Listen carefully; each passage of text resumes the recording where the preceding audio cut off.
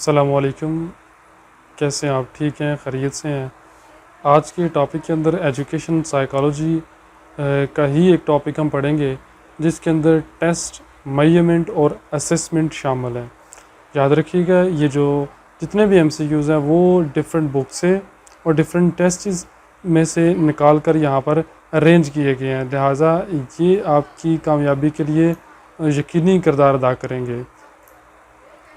Okay, first है हमारे पास MCQ से जो सा instrument use for measurement sample of behaviour is, कौन से यूज़ होते हैं, उनको क्या कहते हैं? हम उनको कहते हैं instrument use for measurement of sample of behaviour. को सैंपल को जाहिर करने के लिए हमारे पास टेस्ट होते हैं। क्या कहते हैं इनको? Test. Limited to quantitative description of popular performance. अच्छा, क्वालिटेटिव है जो सा क्वांटिटेटिव, एक क्वालिटेटिव होता है और क्वांटिटेटिव।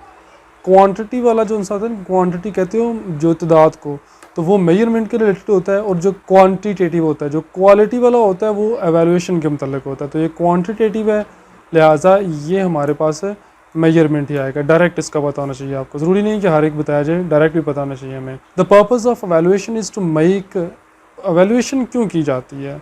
एवेल्यूएशन आपको मालूम है कि at the end of any project की जाती है, ताकि उससे क्या किया जाए, एक फ़ैसला किया जाए, डिसीजन नहीं किया जाए बल्कि एक फ़ैसला किया जाए, जजमेंट की जाए। The purpose of evaluation is to make judgement about education. अच्छा, जजमेंट तो की जाए, लेकिन जजमेंट किसके मतलब की जाए, ये चीज़ बतानी है आपने। क्वालिटी के मतलब, टाइम, एज, क्वालिटी। तो क्वांटिटी तो नहीं होगा, एजुकेशन की क्वालिटी होगा ये, ठीक है। एजुकेशन की क्वालिटी क्या है, क्वांटिटी को नहीं, क्योंकि क्वांटिटी पहले बताया हमने आपको मेजरमेंट के रिलेटेड होती है।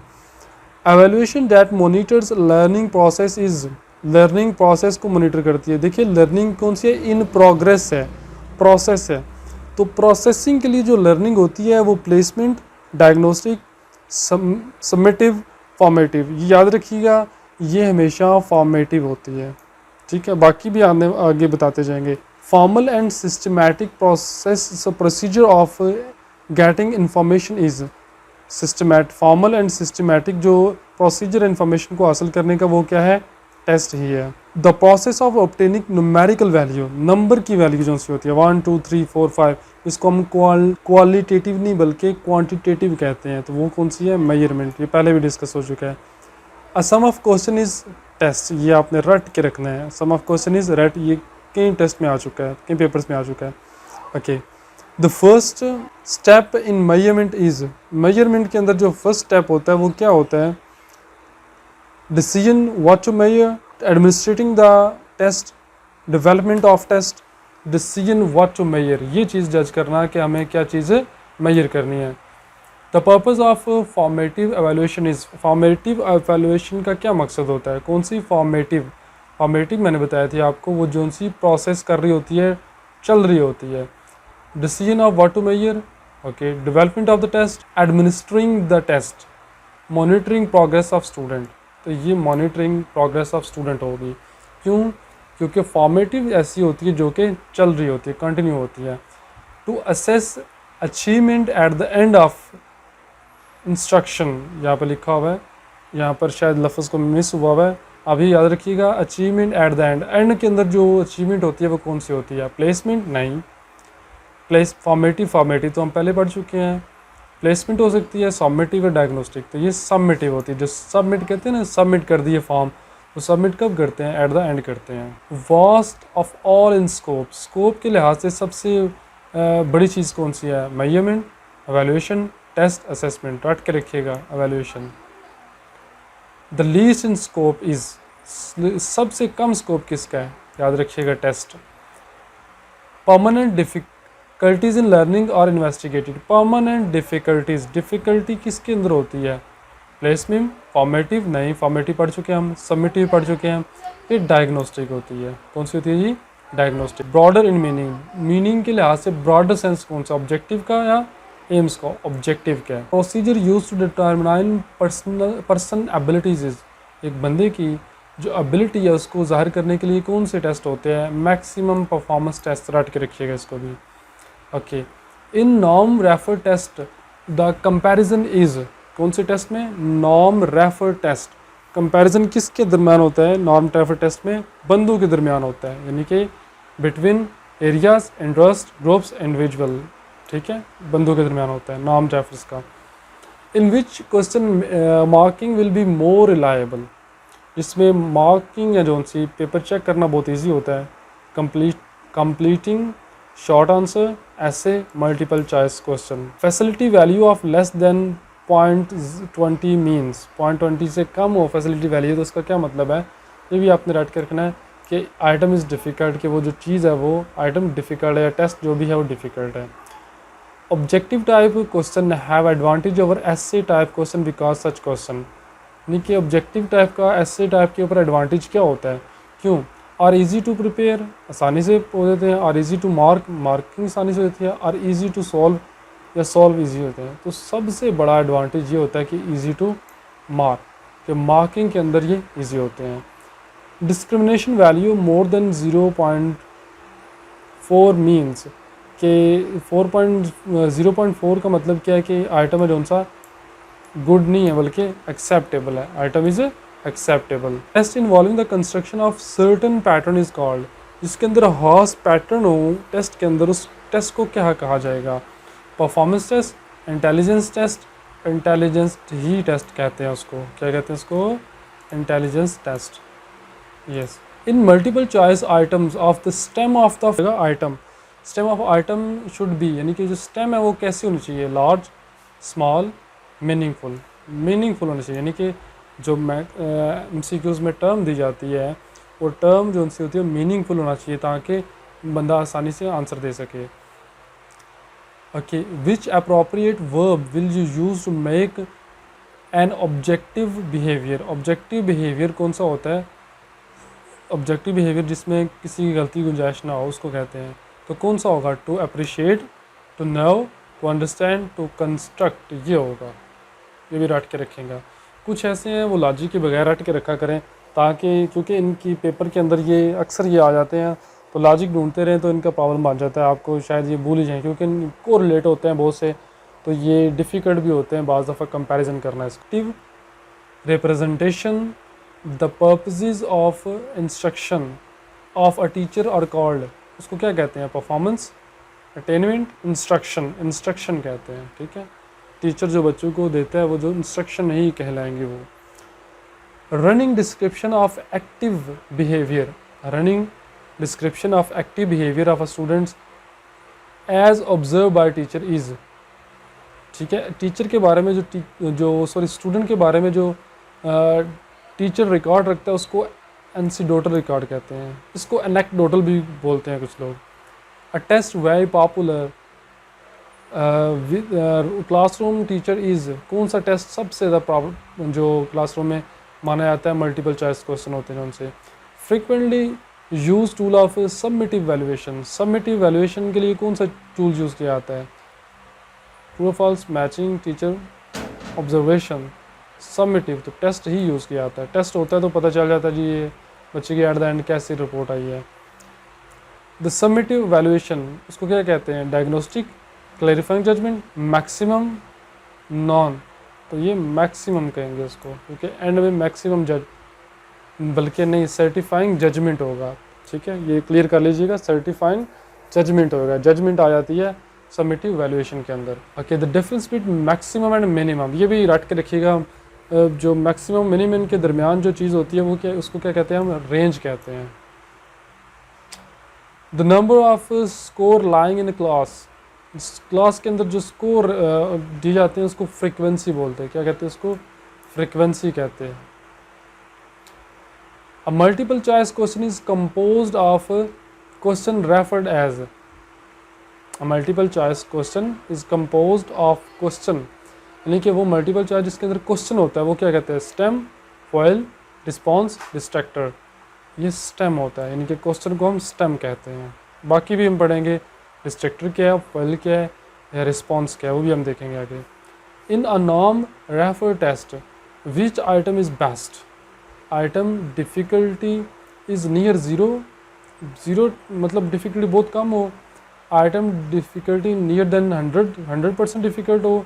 आइटम डिफ़िकल्टी नियर टू 70% हो, बल्कि नहीं, item difficulty is near to 50%. Which question has increasing objectivity marking? Objectivity किसके अंदर इंक्रीज होती है, ज़्यादा होती है? अनस्ट्रक्चर्ड ऐसे में, स्ट्रक्चर्ड ऐसे में, शॉर्ट क्वेश्चन में, मल्टीपल चॉइस क्वेश्चन में? मल्टीपल चॉइस क्वेश्चन या मल्टीपल टाइप क्वेश्चन में। The most widely format on standard test in USA, कौन सा यूज़ होता है स्टैंडर्ड पूरी दुनिया में? डायरेक्ट आपको पता है, मल्टीपल टाइप क्वेश्चन में।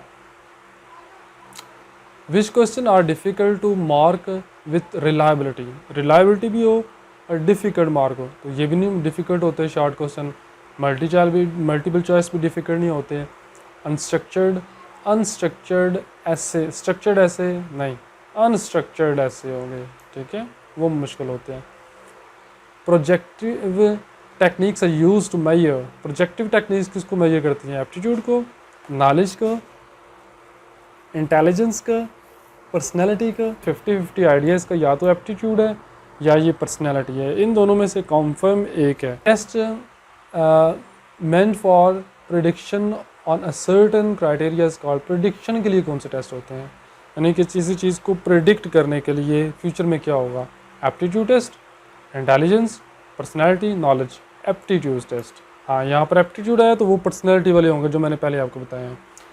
Okay, value that divides data into 2 equal parts, 2 equal part में हो जाए, रेंज तो हमने पढ़ ली है मैक्सिमम मिनिमम वाला, तो इक्वल में हो जाए तो मीडियन होगा।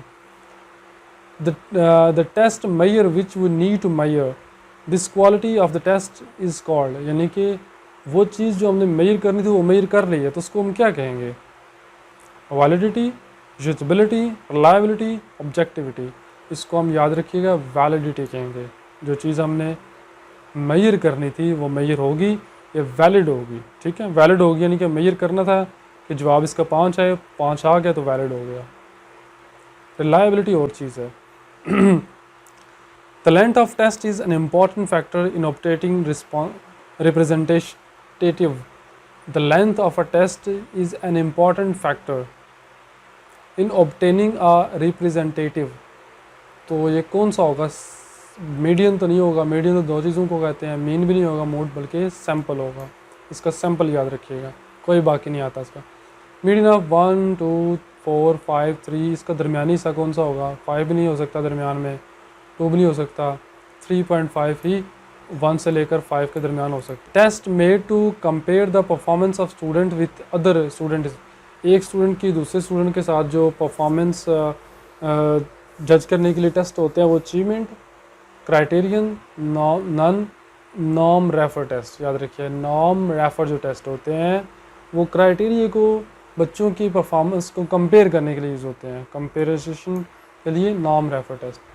The summative evaluation is use, summative मैंने आपको बताया था ये एट द एंड यूज़ होती है। Yes, alternative name of table of specification is, table of specification का भी रट के रखना है, इसका नाम होता है ब्लूप्रिंट्स, नक्शे, यानी कि कोई चीज़ planning. Table of specification help in, अब ये जो टेबल होता है, ये नक्शा जो सा किस में हेल्प आउट करता है? हमारी टेस्ट को डेवलप करने में, कंस्ट्रक्ट करने में, एडमिनिस्ट्रेट करने में, टेस्ट स्कोर में। तो ये एडमिनिस्ट्रेट करने, डेवलपमेंट के लिए काम आता है। The supply type of test is, supply जिसके अंदर सप्लाई चल रही होती है, एक के बाद दूसरा, दूसरे का तीसरा, true false, matching, MCQs item, completion, ये कंप्लीशन होता है सप्लाई में। Alternative response is true false में, राइट रॉन्ग में, ऑल अबव में।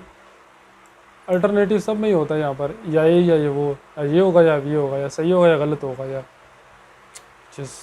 How many columns matching have, column matching के मेरे यहाँ 2 कॉलम होते हैं, ठीक, 2 ही कॉलम होते हैं, तीसरे में हमें लिखना होता है।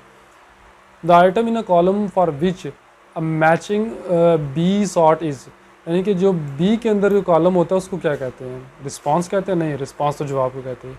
डिस्ट्रैक्टर,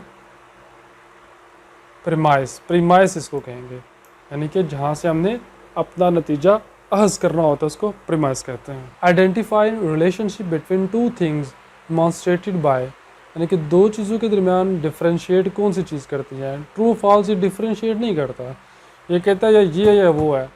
तो मैच का, मैचिंग आइटम्स के अंदर डिफरेंशिएट किया जाता है इंसानों को दूसरे के साथ जो डिफरेंट किया जाता है हैवानों के से, और एक चीज़ को दूसरे के साथ डिफरेंस किया जाता है यहाँ पर।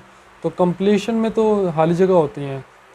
The statement of problem is MCQs is called. तो स्टेटमेंट यानी कि जो सवाल होता है उसको क्या कहते हैं? MCQs में जो सवाल होता है उसको स्टेम कहते हैं।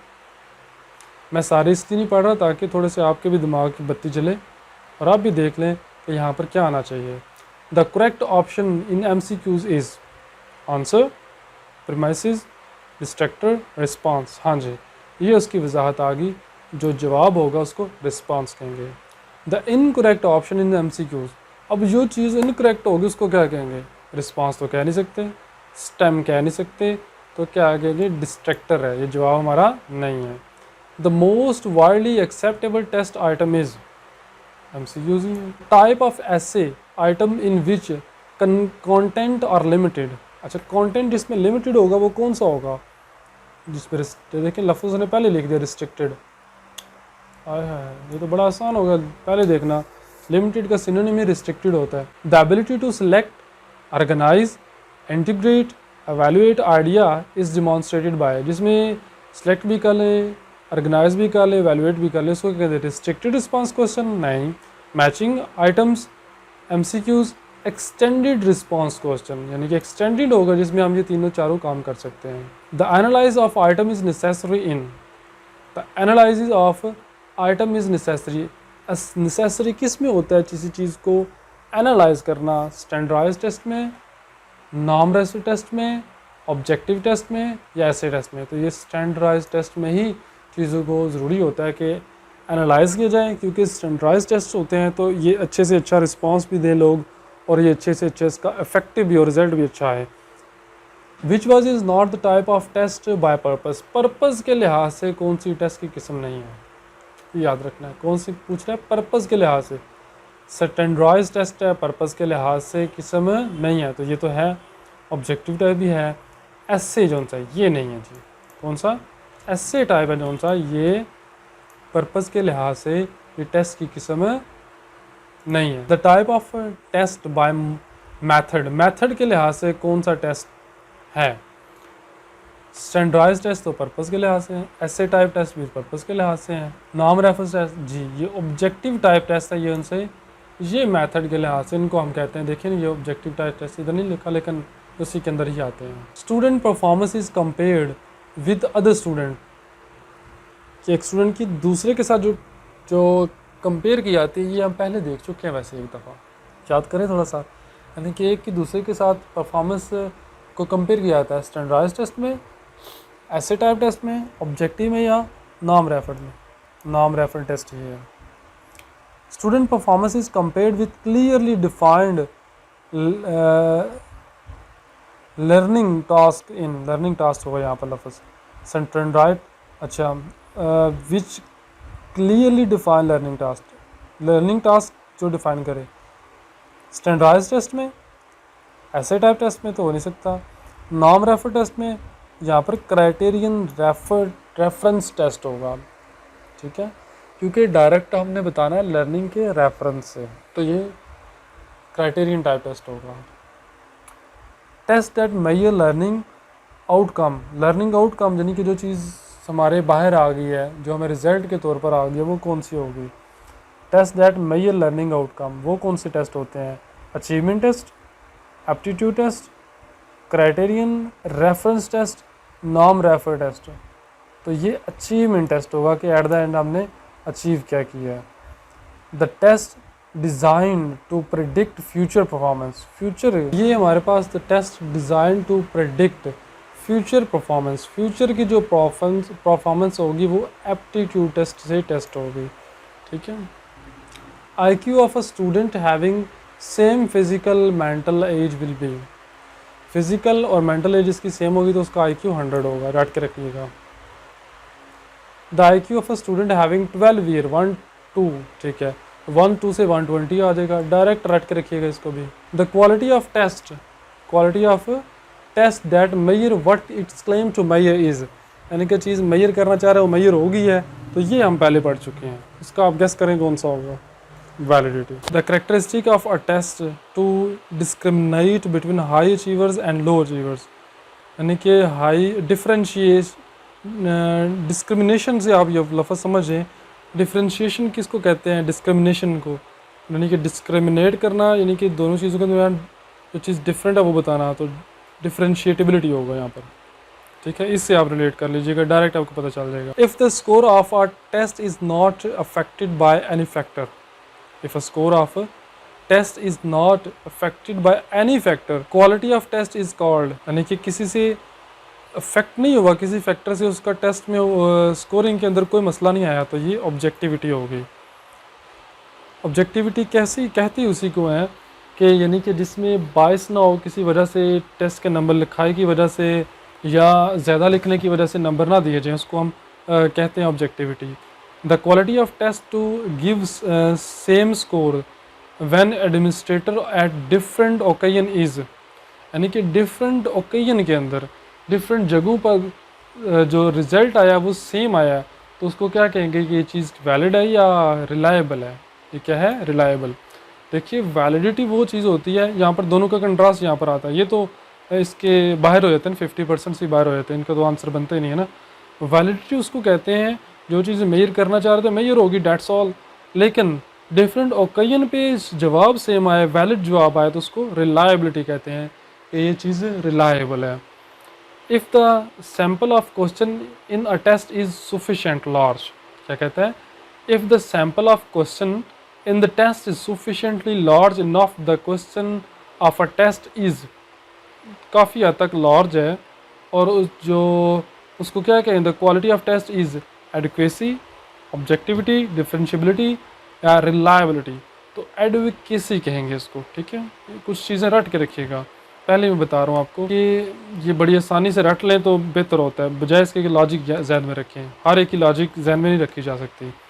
The quality of test showing ease of time, cost, administration and interpretation is called, इसमें ये सब कुछ easy हो उसको क्या कहते हैं? रिलायबिलिटी, डिफरेंशियबिलिटी दो पढ़ चुके हैं, नहीं हो सकता। ऑब्जेक्टिविटी, यूजिबिलिटी रट के रखिए। यूजिबिलिटी को ईजी होता है यूज़ करना भी, कॉस्ट भी उसकी बहुत कम होती है, यानी कि एप्लीकेबल होता है ये वाला। Facility index of an item determines, ये भी रट के रखिएगा, ईज और difficulty. Facility index of an item determines ease and or difficulty। जब ये direct high and low achievers are sorted out by, high and low achievers are sorted out by, यानी कि हाई और लो है जो उनसे, उनको कैसे डिस्क्रिमिनेशन पावर से किया जा सके ना, यानी कि एक हाई और लो है तो डिफ्रेंशिएट किया जाएगा उन दोनों के दरमियान। Test item is acceptable which its faculty index difficulty levels range from, यानी कि वो टेस्ट एक्सेप्टेबल होगा जिसकी रेंज कितनी होगी। एक दफ़ा हमने पढ़ा था 70 वाले एक्सेप्टेबल होते हैं, तो 30 से 70 के दरमियान जो होगा वो उसका इंडेक्स होगा तो वो एक्सेप्टेबल होगा। Test item is very difficult when value of faculty index difficulty level is higher than, किससे ज़्यादा होगा? 70 से ज़्यादा होगा। किससे ज़्यादा होगा? 70 से ज़्यादा उसका लेवल होगा, तो ये हमारे लिए मुश्किल होगा test. The cash book is maintain by, कौन हेड मास्टर करता है, या जिसको AEO कहते हैं वो करते हैं, DDO इसको हम कहते हैं। Authoritarian model is more suitable for discipline, direct रट के रखिए। टीचर सैलरीज और ये कैश बुक पे होती हैं, किस पे होती हैं? Salaries, cash. To motivate other to achieve certain goal, जो मोटिवेट करता है लोगों को ये करो, उसको क्या कहते हैं? डायरेक्ट याद रखिएगा, leader. A performance of activity which is design to attain educational ends is called, उसको क्या कहेंगे? एजुकेशनल एंड को हासिल करने के लिए, गोल्स को हासिल करने के लिए सिलेबस ज़रूरी होता है, उसको हम करिकुलम कहते हैं, क्योंकि वास्ट होता है दोनों में से। करिकुलम सिलेबस से वास्ट होता है, इसका ज़्यादा स्कोप होता है। Superannuation retirement age is कितनी है?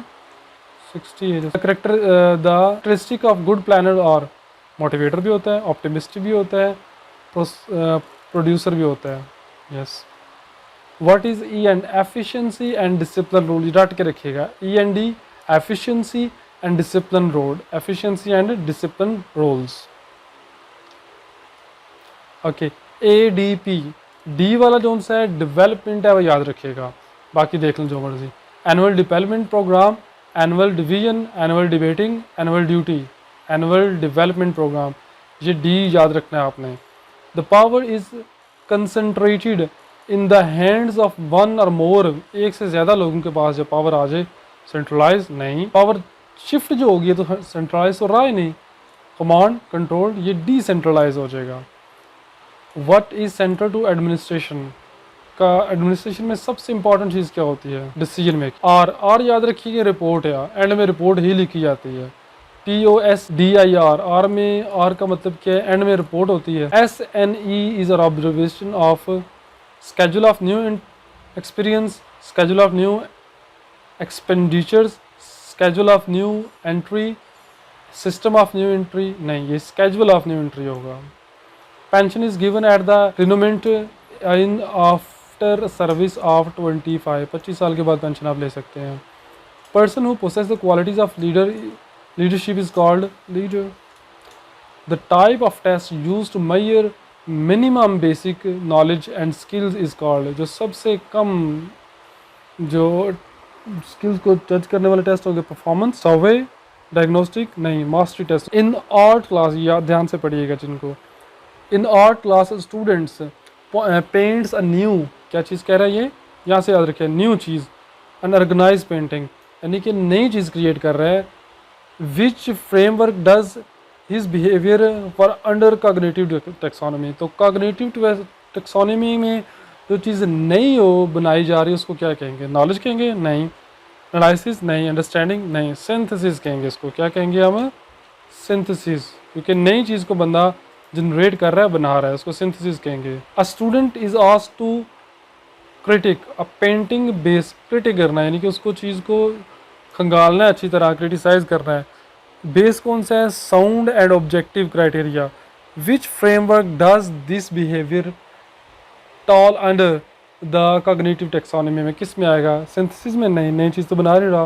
कॉग्निटिव दिमागी, दिमागी तो है ही है काम, एप्लीकेशन है या एवेल्यूएशन है, तो ये एप्लीकेशन है, यानी कि वो सारी चीज़ें पीछे जो उसके पास नॉलेज था उसको अप्लाई करके वो क्रिटिसाइज कर रहा है। Which factor should receive the biggest emphasis when creating objectives, यानी कि ऑब्जेक्टिव मकासद बनाने के लिए सबसे ज़्यादा कौन सी चीज़ ज़रूरी है, फॉर्म, कंटेंट, नॉन रेलिवेंस, यानी कि जो चीज़ ऑब्जेक्टिव हम तलाश कर रहे हैं उसकी रेलिवेंस होनी चाहिए। Yes, the basic of content validity is the relationship between the objective and the basic of content, किसकी basic, content validity is relationship between objective and the item. दो चीज़ें होती हैं, एक तो ऑब्जेक्टिविटी है और जो चीज़ जिसके सी ऑब्जेक्टिव लेने हैं आपने, तो लेने हैं ऑब्जेक्टिव किस से लेने हैं, आइटम से लेने हैं, किसी चीज़ से लेने हैं, किसी क्वेश्चन से ही लेने हैं आपने। The chief advantage in using matching item is that this type of question allows for, क्या करते हैं ये क्वेश्चन अलाउ करते हैं, किस चीज़ को अलाउ करते हैं, डिसएडवांटेज क्या है इनका, मैचिंग आइटम का, measurement of higher order abilities, flexibility of format, flexible तो होते नहीं है, इफेक्टिवनेस ऑफ कॉस्ट, कॉस्ट के लिहाज से बड़े इफेक्टिव होते हैं, efficiency in time and space, yes efficiency in time and space के लिहाज से बड़ी एफिशिएंसी होती है और टाइम के लिहाज से भी। Breaking down a chemical formula is to as writing laboratory report is to, यानी कि उसको रिपोर्ट पहले तो केमिकल फार्मूला जो सा उसको ब्रेक डाउन करना है, as writing a laboratory report, तो फिर रिपोर्ट क्या होगी, एवेलुएटिंग होगी, एनालिसिस होगा, सिंथेसिस होगा, एप्लीकेशन होगा, नहीं, एक रिपोर्ट लिखते हुए उसको तुमने क्या किया है, उसको तोड़ा है, तो उसको क्या कहेंगे, एनालिसिस कहेंगे to synthesis, analysis to synthesis. Which of the following item is an advantage of using ऐसे टाइप, ऐसे टाइप का कौन सा एडवांटेज है, deny measuring more of the student information, को डिनाई करता है कि ये काम नहीं होने, causing them increase content validity, क्योंकि वो कहता है कि को कॉन्टेंट अपना जो उनसे बढ़ाते जाओ, टेक लेस टाइम, तो सवाल नहीं पता लेस टाइम हो, नहीं, enable student to integrate information, yes information इसके अंदर पुट कर दे, इस काबल स्टूडेंट को बनाता है। Which one of the following is the most important advantage in using a graphical writing skill, graphical writing skill को यूज़ करते हुए क्या होगा, it can be difficult to formulate, difficult to read, मैं रीड तो करना ही नहीं उसको। It can be time consuming, it can be difficult to administer and to response. Yes, इसको एडमिनिस्टर करना भी, यानी कि एडमिनिस्टर करना मतलब उसको वैल्यूएट करना, रिस्पॉन्स करना भी मुश्किल होता है। Student are given at 10 items test to determine learning process. 10 item उनको दिए गए हैं लर्निंग प्रोसेस को डिटरमाइन करने के लिए। तो ये क्या होगा, student are giving a 10 item test उनको दिया गया है, जज कर सकें, लर्निंग प्रोसेस को जज कर सकें। तो ये फॉर्मेटिव होगी, क्योंकि लर्निंग प्रोग्रेस को देख रहे हैं हम। Algebra student take an arithmetic test on the first day of the class. पहले दिन इसे टेस्ट दे दिया जाता है, तो इसको हम प्लेसमेंट टेस्ट कहते हैं। प्लेसमेंट टेस्ट ऐसा टेस्ट होता है जो कि बच्चों की स्कूल में आने से पहले टेस्ट क्या एबिलिटी थी, कितना उनको आता है, कैसे हैं, उसको जज करने के लिए प्लेसमेंट टेस्ट कंडक्ट किए जाते हैं। Course grade are design, course grades are design, course grades are design placement test में, फॉर्मेटिव में, सबमिटिव में, डायग्नोस्टिक में। फिर देख लें इसको, course grades are design, grades किस में होते हैं, सबमिटिव में होते हैं, यानी कि हो जाता है तो फिर उसको हम बच्चे को नंबर वगैरह देते हैं। परसेंटाइल्स एंड परसेंटेजेस और सेम, दोनों एक ही चीज़ें हैं। A test use national norms for interpretation, उसको क्या कहेंगे, नेशनल नॉर्म इंटरप्रिटेशन का यूज़ होता है। ये इनफॉर्मल होता है, ठीक है, नेशनल नॉर्म, बल्कि ये स्टैंडर्ड होता है, ये स्टैंडर्ड होता है, इनफॉर्मल नहीं होता, ये स्टैंडर्ड होता है, क्योंकि नेशनल नॉर्म्स यूज़ कर रहा है उसमें। This test focus on information acquired through the informal learning that goes on life। जो informal learning के ज़रिए इंफॉर्मेशन आ रही होती है, उसको हम कौन सा टेस्ट कहते हैं, अचीवमेंट, इंटेलिजेंस, पर्सनैलिटी, उसको हम एप्टीट्यूड टेस्ट कहते हैं। What type of assessment would measure fixed performance outcome? Fix performance किस में आती है, नॉर्म रेफर में, क्राइटेरिया में, सबमिटिव में या स्पीड में। ये चीज़ आपने जज करनी है, दोनों में से नॉर्म रेफर आएगा या क्राइटेरियन टेस्ट में आएगा। तो ये फिक्स्ड जो परफॉर्मेंस आउटकम होती है वो क्राइटेरियन रेफर टेस्ट में ही आती है, बल्कि इन दोनों में से एक में आती है। 50-50 चांस है, मुझे अब इसका करेक्ट याद नहीं रहा, जो नहीं होता मैं बता देता हूँ आपको, ताकि आप भी देख लें, कहीं से सर्च कर लें, ताकि आपका कोई मार्क गलत ना हो जाए मार्क्स कोई पेपर में अंदर। Using a test to determine student performance at the beginning में कौन सा होता है, प्लेसमेंट टेस्ट, रट के रखें। अ टीचर में टेस्ट इज एग्जाम्पल, टीचर का टेस्ट होगा, स्टैंडर्डाइज टेस्ट होगा, रट के रखें। What type of test is the best example of an externally mandated assessment. Externally, तो एक्सटर्नली कौन सा होता है, क्राइटेरियन रेफर्ड होता है, तो उसमें भी क्राइटेरियन ही मेरे ख्याल में आता है, ठीक, जो पहले आपने पढ़ा था, असेसमेंट क्राइटेरियन आता है। कहते हैं hitting a golf ball so that it does not hook और slice would be an example objective form of taxonomy. कौन सी, यानी कि बॉल को हिट करना कौन सी टेक्सोनॉमी में आएगा, अफेक्टिव में, कॉग्निटिव में, साइकोमोटर में। साइकोमोटर में होता है जनाब ये हाथ पाँव वगैरह लाना। Fulfilled proficiency refers to the idea that I think they will not achieve, they will probably will not achieve, यानी कि स्टूडेंट के मतलब होता है। सेल्फ, यानी कि जो खुद सोचता है वो स्टूडेंट ही सोचता है, टीचर भी तो नहीं खुद सोचता ना।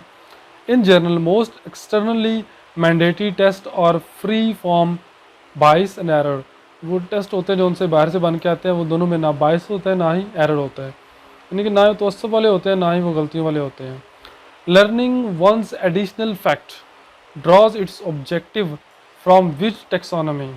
Learning one's additional facts draws its objective from which taxonomy। cognitive, psychomotor तो हो नहीं सकता, effective होगा तो ये होगा, ये cognitive ही है। which is not an example of a teacher made test। Teacher, ये मैंने, क्योंकि ये मुझे नहीं था पता ना, तो फिर मैंने कहीं से निकाल के उसको डायरेक्ट लिख दिया यहाँ पर, ये मुझे समझ भी नहीं थी इसकी। which is not an example of teacher made assessment, यानी कि वो असेसमेंट जो टीचर नहीं करता, वो कौन सी है, होम असाइनमेंट, ठीक है, ये तो असाइनमेंट्स टीचर कर लेता है आके, क्विज़ की भी टीचर कर लेता है, बिहेवियर ऑब्जर्वेशन भी कर लेता है, एंड एक्सटर्नली मैंडेटरी अचीवमेंट, हाँ ये नहीं करता। देखिए एक्सटर्नल टेस्ट बनते हैं उनसे उसकी टीचर नहीं कर सकता। कहते हैं memorising once multiplications fact falls under which level of cognitive taxonomy. चीज़ को मेमोराइज करना ये नॉलेज में आता है, simple. Formal test are sounder than informal assessment as a rule should be used instead। फिर देखें इसको, फॉर्मल टेस्ट और साउंडर देन, यानी कि फॉर्मल टेस्ट होते हैं इनफॉर्मल से अच्छे होते हैं, rules should be use instead, यानी कि उसमें रूल्स कैसे हो, फॉर्मल असेसमेंट होती है, उसमें मेजरमेंट होती है, फॉर्मल मेजरमेंट होती है, यानी कि मेजरमेंट भी बड़ी फॉर्मल सी होती है, ठीक है, क्योंकि फॉर्मल टेस्ट होते हैं, रस्मी होते हैं, स्कूल में टीचर में क्लास में लेता है। Assessment must be teacher made, कौन कौन सी होनी चाहिए, फॉर्मल टीचर की होनी चाहिए, यानी कि जो इनफॉर्मल है वो टीचर की नहीं होनी चाहिए। Which type of test measure the learning difficulties students are encountering, यानी वो कौन से टेस्ट होते हैं, स्टैंडर्डाइज्ड टेस्ट होते हैं, डायग्नोस्टिक टेस्ट होते हैं, ये डायग्नोस्टिक होते हैं जो कि बच्चे की लर्निंग आउटकम को जज करने के लिए देखे जाते हैं कि क्या इनके अंदर प्रॉब्लम आ रही है। Which type of test helps answering question when student have poor self understanding, यानी कि सेल्फ अंडरस्टैंडिंग थे ही नहीं, ख़त्म ही हो जाती, तो फिर कौन सा टेस्ट की टाइप होती है आंसर करने के लिए। Externally mandatory performance, self rating, हाँ जी सेल्फ रेटिंग, अपने को अपने से तुक्के जो लगाते हैं वो वाले। Which test would best predict student future performance और प्रोग्रेस, वो भी कौन सा होता है, सेल्फ रेटिंग ही होता है, यानी कि खुद टीचर बच्चे ने जज किया हो तो वही उसका फाइनल भी वही होता है। The world psychology drive from, psychology किससे, ग्रीक ज़ुबान से आया है। A choice made between two और मोर अल्टरनेटिव, ज़्यादा दो से ज़्यादा अल्टरनेटिव हैं तो उनके दरमियान जो चॉइस होती है उसको क्या कहते हैं, डिसीजन कहते हैं उसको। द फाउंडर ऑफ बिहेवियरिज्म, ये रट के रखिएगा, वाटसन था। Concrete operation occurs at the age, ये हम पहले ही पढ़ चुके हैं किसी लेसन नंबर 3 के अंदर, जो पिछली वीडियो थी उसमें, ये 7 से 12 तक कंक्रीट एज होती है। How many groups are usually made in experimental method, experimental में 2 ग्रुप्स बनते हैं, वही हम देखेंगे, 2 ही बनते हैं, डायरेक्ट इसको याद रखिए। Child development study is useful for, teacher के लिए बहुत यूज़फुल होती है, अगर टीचर एंड पेरेंट्स बोथ हो तो बोथ पे लगाएंगे। Independent variable is apply to, independent किसके लिए होता है, कंट्रोल के लिए होता है, नहीं एक्सपेरिमेंटल ग्रुप के लिए होता है। Life is an individual start from of an individual nucleus, zygote, zygote से स्टार्ट होती है। How many factors effect growth, growth को 2 ही इफेक्ट करते हैं। क्लासिकल कंडीशनिंग को प्रेजेंटेड बाय आर्टन पी पेवियर, इसको याद रखना है आपने, इसको स्किनर नहीं लगा देना आपने या वाटसन नहीं लगा देना आपने। Study of behaviour under controlled condition is, control condition में जो स्टडी होगी बिहेवियरिज्म की उसको क्या कहेंगे, ऑब्जर्वेशन। एक्सपेरिमेंटल, क्योंकि है एक्सपेरिमेंटल होगा, कंट्रोल हो रही हर चीज़, तजर्बे में ही होगा ना। Growth of children is studied in, बच्चों की ग्रोथ किस में देखी जाती है, ऑब्जर्वेशन में, एक्सपेरिमेंटल में, साइको फिजिकल मेथड में, डेवलपमेंटल मेथड में। Sensory disabilities are studied in, sensory जो होती है सेंस किस में, ऑब्जर्वेशन में, डेवलपमेंट में, एक्सपेरिमेंट नहीं, साइको, ये वाला साइको फिजिकल में देखी जाती है। Period starting from birth, birth से जो 2 वीक तक होता है, नहीं एडोल्सन भी नहीं होता, एडल्टहुड भी नहीं होता, प्री नेटल भी होता, न्यूनेट पीरियड होता है ये वाला। पीरियड स्टार्टिंग फ्रॉम 13 टू 19, 13 से 19 साल का बच्चा जो होता है, एडल्टहुड यानी कि लड़कपन का जो एरिया होता है वो होता है। Which is not the biological factor, biological factor कौन सा नहीं है, हाइट भी बायोलॉजिकल होती है, आई का कलर भी होता है, ये भी बायोलॉजिकल होता है, तो डाइट बायोलॉजिकल नहीं है। Which is not the environmental factor, height environmental factor है, कलर एनवायरमेंटल है, diet I colour. Thank you for watching Awadh education, बहुत शुक्रिया आपका। इस तरह के लेसन आपको मिलते रहेंगे। अगर कहीं जो मैंने 2-3 चीज़ें बताई उनमें से मिस्टेक आती है तो कमेंट में ज़रूर उन मिस्टेक को निकालिएगा। बहुत शुक्रिया आपका, थैंक यू फॉर वाचिंग।